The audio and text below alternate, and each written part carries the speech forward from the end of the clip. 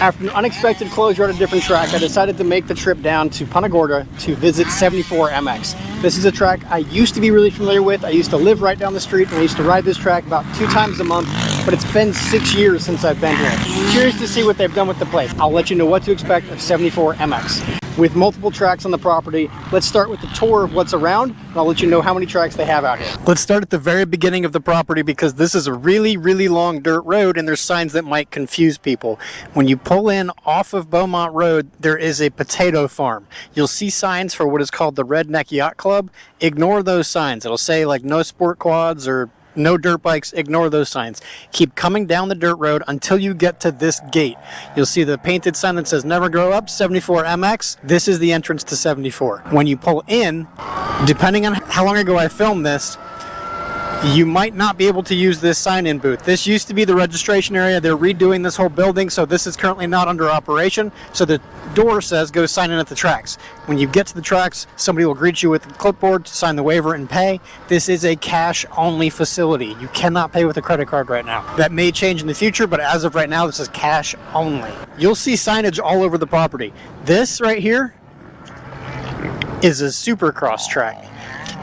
So they just had a hurricane that came through, so don't mind the conditions of all of these tracks. They don't groom everything all the time, but this is a Supercross track that they call the Humbler. It's for advanced riders only. It is not a pro Supercross track, so don't expect it to be something that you would see on TV, but it's still really cool that they have that as the rideable option.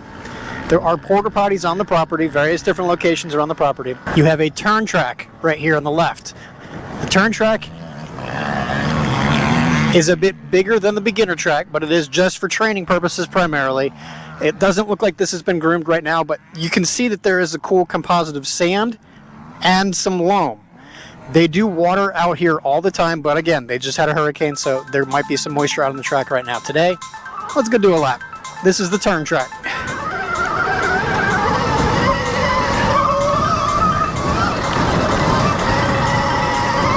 This could be good for beginners. This could be good for people who are out here just trying to hone some skills.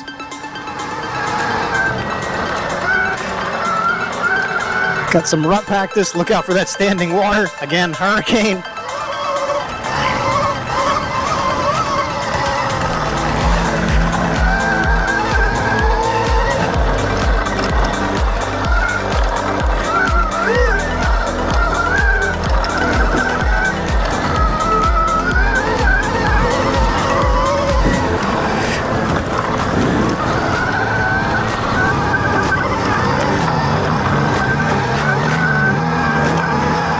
Lots of water on this track right now.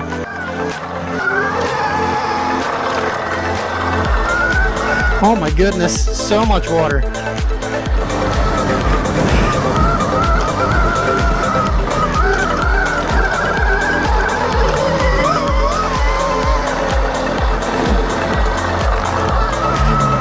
So this isn't a turn track in the normal sense. This is more like a beginner track, I would say. We only have a couple small jumps, nothing too big. Yeah, I would say this is more of a beginner track than a turn track. Cool option to have out here, good for training. You also have a beginner track. This is for kids and beginners only. Got a kid out there on a small four-wheeler. Pretty cool.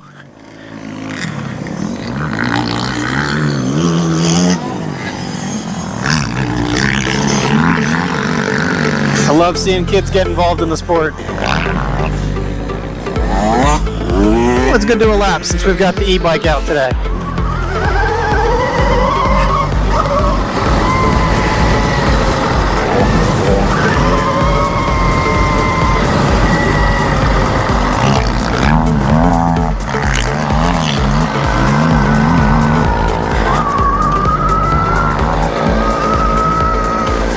He's cutting the track. I love it. He's like, I don't want to do the whole track. Let me cut it in half. So something to note about the sand out here is that this is sand. Make sure you have good tires. Something like an MX-12 or an MX-14 would be fantastic tire for a full-size bike. Kid's bike, you want to make sure it has traction too. But this track is pretty well groomed for what it is for the little kids out here. It's awesome. Kids are the future of the sport, so Definitely a good thing to see. Now the main track is a very long track. When they first built this up, they wanted it to be of national quality. That was years ago, and it looks like they've made some improvements since. They are running sessions out there today. Today is actually a ladies' day, which means at the top of every hour, the first moto is just for women and for kids. They're trying to get more women involved in the sport and giving them a safe place to come ride and not have to worry about guys flying past them or being disrespectful. So it's cool that they're doing that. So right now they're ending the session because we are at the top of the hour. I gotta say, I love the fact that they've got signage up everywhere, including things about directionals, which is awesome. But they do typically run session practice out here if it's busy. If it's not busy, they won't do it. I gotta respect the fact that these are hand-painted signs too, so that's pretty cool that they're putting in the effort to do that. They do have these gazebos up here. There's, I think, 2 or 3 of them in total. If you get here early enough, then you can park your bike underneath of that. I'm gonna take you back and show you the main entrance. So this is the staging area and also the starting gates. They used to do some racing out here. It's been a while, but they used to do some racing. I just want to go and check this out real quick. Yep, they still have the gates up. Awesome. So this property is actually quite large. They're digging this lake to be larger, but on the other side of the lake, they're going to put an RV park for both moto guys and just RV permanent residents. In the trees, however, there is single track trails. You would enter from this direction here. So from the main parking area, you go past that, take a right, head through onto the trees. It's a fun little trail system, but it's probably underwater right now, especially after a storm, so I'm not even going to try to go back there today. Let's go cruise a lap of the main track.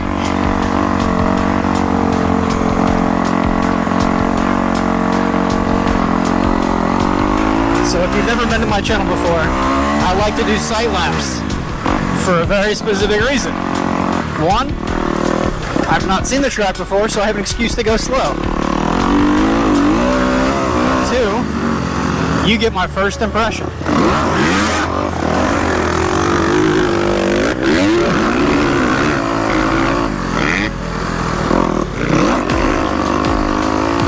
This has been 6 years since I've been here, so a lot has changed since. The layout's totally different, but the sand is still the same.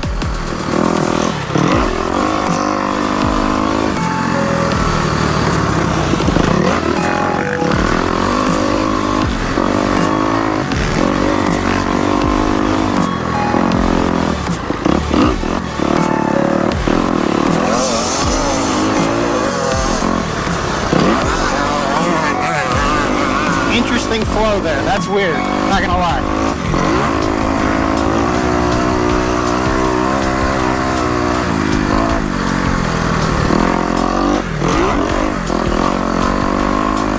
Big bold turns, which is good for a sand track, but a lot of the lines are down lower.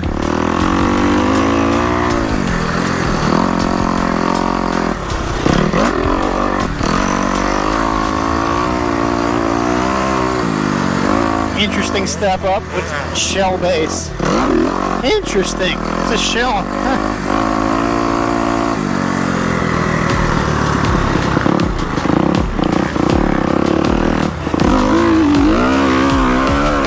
That used to be one of my favorite turns on the track right there.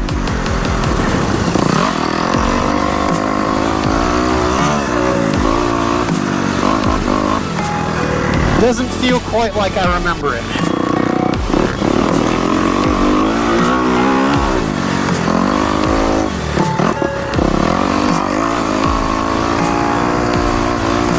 It's a long track though.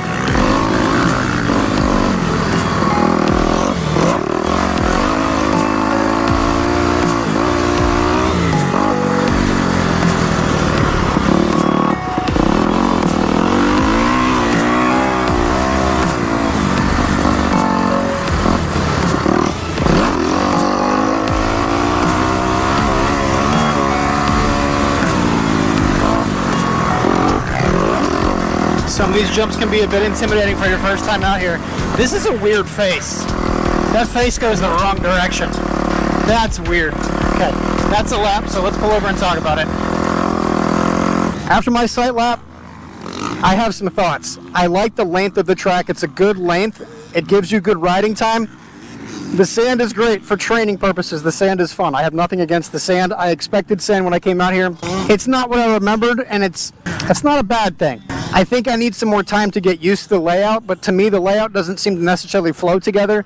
Like at the very end there, that jump face that goes to the right, but the track goes to the left, it's just a little strange.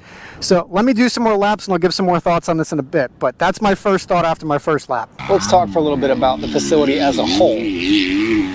This track's been around for a long time. Like I said, it's under new ownership. There are improvements being made, so anything that I comment on isn't necessarily a bad thing about the track. It's just something that I've noticed. Keep that in mind. They're currently open on Friday, Saturday, and Sunday. They do allow quads out here, the beginner tracks, intermediate tracks, and the main track. So there's a huge number of riders that could come out to this facility. They offer an annual membership, but if you are not a member, it is $50 per rider to ride this track. I typically give 2 ratings to a facility. How far would I drive to get there, and how much would I pay to ride the facility?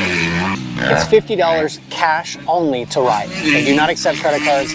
I feel like that might be a little bit high. Now there are multiple tracks to ride, which means that's giving you the opportunity to go out there and ride on different things. You can go out there with different skill levels and have good stuff to ride on. I like that. The fact that they have trails, I like that. It's awesome to see the variability, but I feel like there needs to be some tweaking to the track and the facilities to make it a $50 facility. They only have porta potties, there's no food accessible, there's no shade. It's just some of those things that would be missing for a $50 track. Like I said, I used to live not far from here. It used to take me about 35 to 40 minutes to get here, and I feel like that drive is absolutely worth it. I'd say with its current conditions and offerings, this track is probably about an hour to an hour and 30-minute drive distance. Something that I've always loved about this facility is the vibe that you get from the track. It's family owned and run. It's just a nice place to go and hang out with your friends.